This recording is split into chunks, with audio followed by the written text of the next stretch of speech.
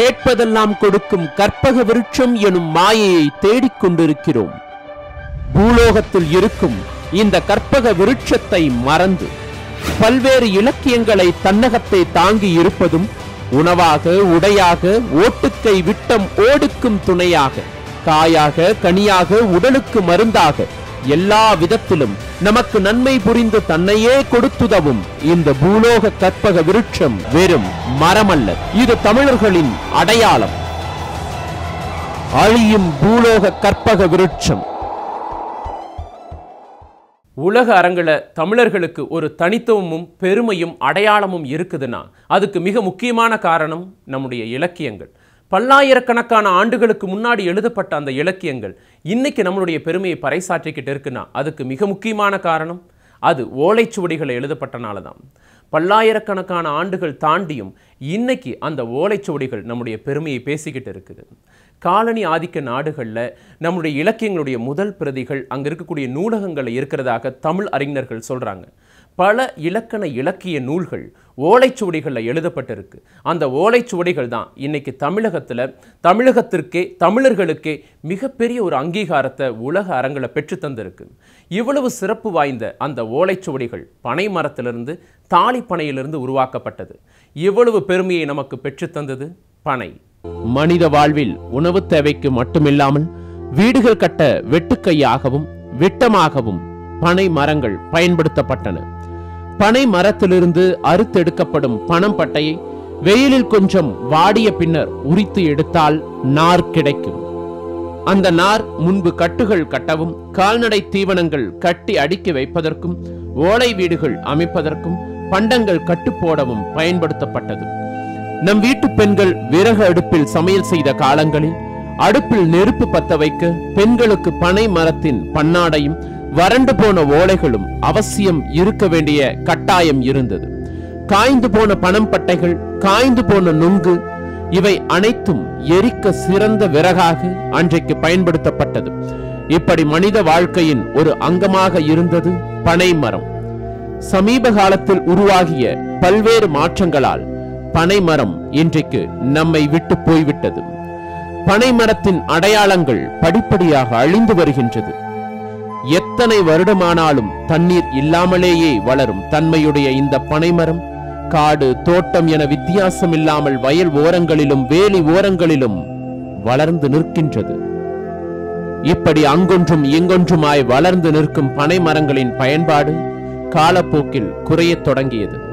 சமீப காலமாக இதன் பயன்பாடு இல்லாமல் போனதாலும் வருடம் ஒரு முறை பனை மரத்தில் வளர்ந்துள்ள ஓலைகளை வெட்டி பட்டையை அறுத்து சுத்தம் செய்து சிறை எடுத்து விடுவதற்கு செலவு ஆவதாலும் விவசாயிகள் பனை தொழிலை கைவிட்டனர்.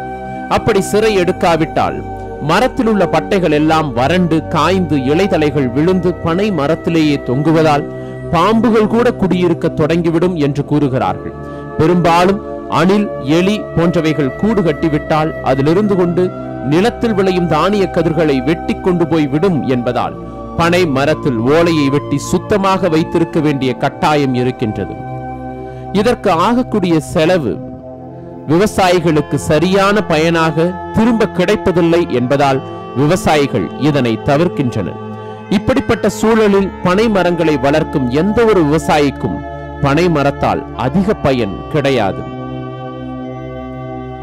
நகரங்களில் ஒரு பக்கம் மரம் வைக்கவும் அவற்றை வளர்க்கவும் அரசு பல கோடி ரூபாயை செலவு செய்கிறது. ஆனால் மறுபக்கம் கிராமங்களில் உள்ள விவசாயிகள் தங்கள் நிலத்தில் உள்ள பனை மரங்களை வெட்டுகின்றனர். கெட்டுப்போன கரியமிள வாயு போன்ற காற்றை சுத்தமான தூய பிராணவாயுவாக மாற்றிக்கொண்டிருக்கும் கற்பக விருட்சமான பனை மரங்களை கட்டுப்படியாகாத விலைக்கு வெட்டி விற்பனை செய்கிறார்கள் விவசாயிகள். இந்த முரண்பாட்டின் காரணம் என்ன? இயற்கை ஆர்வலர்களும் மரங்கள் பற்றிய நேசிப்பு கொண்டவர்களும் இன்றைக்கு பனைக்கு ஆதரவு கரம் நீட்டி இருக்கிறார்கள். இது மகிழத்தக்க தருணம்தான். ஆனால் பனை மரத்தின் வீழ்ச்சி நம்மின் வீழ்ச்சி என்பதை நாம் மறக்க கூடாது. இன்னைக்கு விளம்பரங்களை பார்த்து பல்வேறு விதமான பல வகையான குளிர்பானங்களை நம்ம தொடர்ந்து குடிச்சுக்கிட்டு வரோம். இந்த குளிர்பானங்களை பற்றிய நிறைய ஆராய்ச்சி முடிவுகள் எல்லாமே இவை மிக மிக ஆபத்தானவை அப்படின்னு சொல்லுது. ஆனால் அதை நம்ம பொருட்படுத்தாமல் தொடர்ந்து அதை பருகிக்கிட்டு தான் வரோம். இந்த ஆராய்ச்சி முடிவுகள் எல்லா விதத்திலும் நமக்கு தீங்கு விளைவிக்குது அப்படின்னு சொன்ன பிற்பாடும் இதனுடைய விற்பனை சரிஞ்ச பாடில்லை. தொடர்ந்து இது ஏறுமுகத்திலேயே தான் இருக்குது. ஆனால் இதற்கு மாற்றாக இருக்கக்கூடிய இயற்கை பானமான பதநீர் நமக்கு எல்லா விதத்திலும் நன்மை புரியக்கூடியது. பதநீரும் சரி, நுங்கும் சரி, அதிக விட்டமின் இருக்கக்கூடிய ஒரு உணவுப் பொருளாக இருக்குது. இந்த பதநீரும் நுங்கும் நம்ம உடம்பில் இருக்கக்கூடிய நாட்பட்ட புண்ணையும் ஆற்றக்கூடிய வலிமை வாய்ந்தது அப்படின்னு சொல்கிறாங்க. இந்த பதநீர் அதிகப்படியான குளிர்ச்சியை நம்ம உடலுக்கு தரும். நுங்கு பல்வேறு விதமான நோய்களுக்கு மிகச்சிறந்த மருந்து. இயற்கையை மறுதளிச்சுக்கிட்டு நம்ம செயற்கையை தேர்ந்தெடுப்பதன் மூலமாக அடுத்து வரக்கூடிய சந்ததிக்கும் நம்ம மிகப்பெரிய பாதிப்பை ஏற்படுத்துகிறோம் அப்படிங்கிறத நம்ம மறந்துடக்கூடாது. ஒரு ஆரோக்கியமற்ற ஒரு தேசத்தை நம்ம இன்னைக்கு இருக்கக்கூடிய சூழலை உருவாக்கிக்கிட்டு இருக்கிறோம். இயற்கையை மறுதளிப்பதன் காரணமாகத்தான் இது தொடர்ந்து நடந்துக்கிட்டே இருக்கு. இதிலிருந்து நம்ம மீளணும். இன்றைக்கு இயற்கையான முறையில் விளைவிக்கப்பட்ட காய்கறிகள், விளைபொருள்கள் என்று கூறினால் அதைத்தான் மக்கள் ஓடிப்போய் வரிசையில் நின்று வாங்குகிறார்கள். மக்களுக்கு இயற்கையின் மீது நம்பிக்கையும் செயற்கையின் மீது பயமும் வந்துவிட்டது. இதற்கு காரணம் மனிதருக்கு வரும் புதிய புதிய நோய்கள் தான்.